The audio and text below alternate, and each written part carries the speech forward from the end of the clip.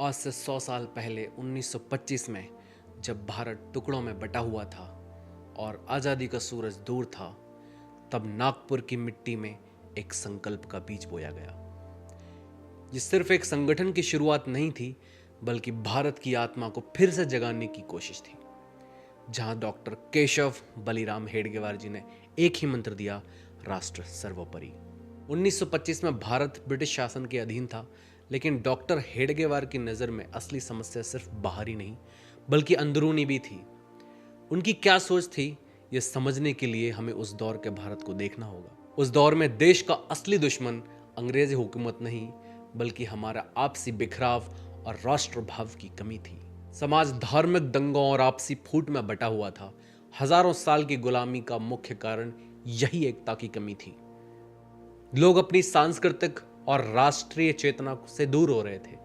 निस्वार्थ सेवा और राष्ट्रभक्ति की भावना कम हो गई थी।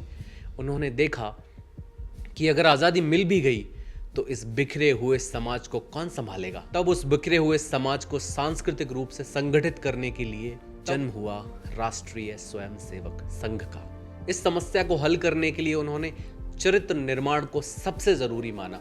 आरएसएस की स्थापना का उद्देश्य लोगों में अनुशासन, राष्ट्र के प्रति समर्पण और साहस जैसे गुणों को पैदा करना था। उनकी सोच थी कि अगर व्यक्ति मजबूत होगा तो समाज मजबूत होगा और तभी देश को राजनीतिक आज़ादी के बाद भी बचाया जा सकेगा। क्योंकि उनका सपना सिर्फ राजनीतिक आज़ादी नहीं बल्कि ऐसा महान भारत बनाना था जो अपनी संस्कृति पर गर्व कर सके और दुनिया को रास्ता दिखा सके। ये कोई सरकारी एजेंडा या राजनीतिक खेल नहीं था, ये एक महान यज्ञ था जिसमें हर स्वयंसेवक ने अपने अहंकार, बलिदान और राष्ट्र प्रेम की भावना की देश के नाम पर आहुति दी। एक एक करके बिना किसी आकर्षण के, बिना किसी प्रचार के लाखों लोग इस महायुद्ध से जुड़ते चले गए। इन बीते 100 वर्षों में देश ने कई सरसंघ चालक देखे, मगर ये कोई गद्दी की लड़ाई नहीं थी। ये तो विचारधारा की परंपरा थी। डॉक्टर हेडगेवार जी से लेकर मोहन भागवत जी तक 6 महान योद्धाओं ने एक ही गुरु, एक ही संकल्प को आगे बढ़ाया। वो गुरु जो भगवा ध्वज के रूप में त्याग, ज्ञान और देशभक्ति का प्रतीक है। बहुत लोगों के मन में ये प्रश्न होगा कि आरएसएस आखिर फंक्शन कैसे करता है, इनकी फंडिंग कहाँ से आती है। इस प्रश्न का बहुत सरल उत्तर है, आरएसएस किसी प्राइवेट या फॉरेन फंडिंग से नहीं बल्कि हर स्वयंसेवक के निजी दान से चलता है।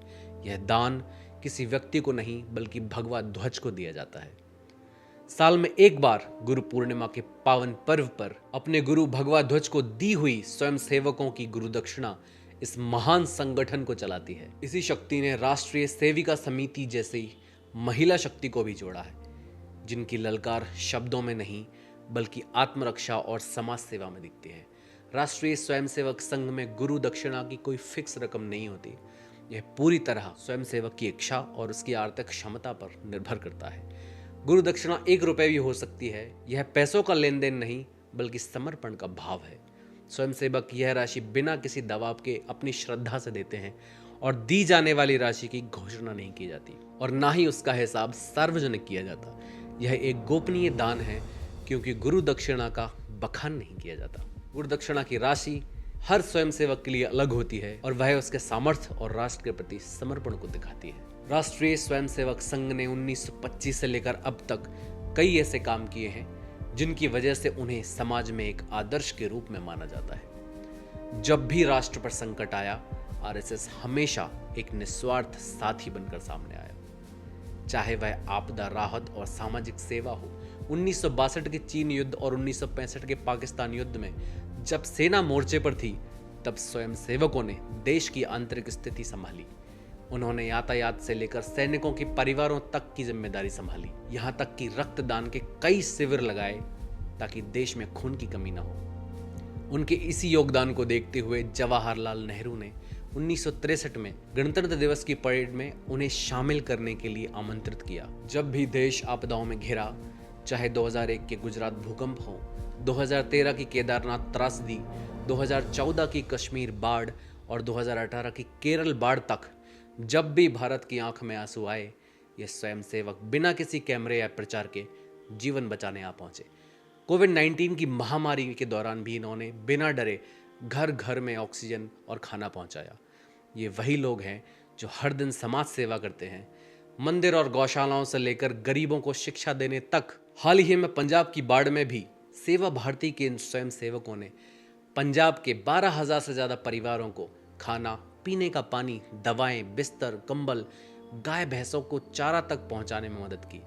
वहीं पंजाब में सिख धर्म से ईसाई बने परिवारों की घर वापसी में एक अकेला आरएसएसी सामने आया, जिसका उद्देश्य लोगों को उनकी मूल आस्था से जोड़ना है। चरित्र निर्माण और अनुशासन। आरएसएस का सबसे बुनियादी काम चरित्र निर्माण है। रोज लगने वाली शाखाओं के माध्यम से वे लोगों में राष्ट्रभक्ति, अनुशासन और निस्वार्थ सेवा जैसे गुणों को बढ़ावा देते हैं। इस काम से कई ऐसे व्यक्ति तैयार हुए हैं जिन्होंने बाद में समाज और राष्ट्र के लिए बड़े योगदान दिए। आरएसएस के सहयोगी संगठन जैसे कि विद्या भारती और सेवा भारती शिक्षा और स्वास्थ्य के क्षेत्र में महत्वपूर्ण काम करते हैं। विद्या भारती पूरे देश में हजारों स्कूल चलाती है, खासकर दूर दराज और ग्रामीण इलाकों में, जहां गरीब बच्चों को कम फीस में शिक्षा मिलती है। वहीं सेवा भारती आदिवासी क्षेत्रों में झुग्गी झोपड़ियों में स्वास्थ्य शिविर, कौशल विकास कार्यक्रम और अन्य कल्याणकारी योजनाएं चलाती है। सामाजिक एकता। आरएसएस समाज में समरसता और एकता लाने पर जोर देता है। उनका मानना है कि सभी जातियां और वर्ग एक ही राष्ट्र के अंग हैं। वे छुआछूत जैसी सामाजिक कुरीतियों को खत्म करने के लिए काम करते हैं। इन सब कामों की वजह से आरएसएस को एक अनुशासित, समर्पित और सेवा भावी संगठन के रूप में माना जाता है, क्योंकि इनकी मूल विचारधारा की इन गतिविधियों से समाज को संगठित करने में बहुत मदद मिलती है। इसी तपस्या ने देश को अटल बिहारी वाजपेयी, नरेंद्र मोदी, योगी आदित्यनाथ, मनोहर पार्रिकर जैसे अनेक प्रतिभाशाली और दिग्गज नेता दिए, जिनके साहसी नेतृत्व की वजह से भारत आज दुनिया की आंखों में आंखें डालकर फ्रंट फुट पर खेल रहा है। इनकी ये विचारधारा उस सपने की देन है जो एक शताब्दी पहले देखा गया था। आरएसएस जब अपनी गौरवशाली शताब्दी मना रहा है, तो हमें इस यात्रा से सीख लेनी चाहिए कि राष्ट्र निर्माण केवल बड़े बड़े कार्यों से नहीं, बल्कि हर व्यक्ति के निस्वार्थ समर्पण से होता है, क्योंकि हमारे कल का भाग्य हमारे वर्तमान के कर्मों से तय होगा। संघे शक्ति कलयुगे।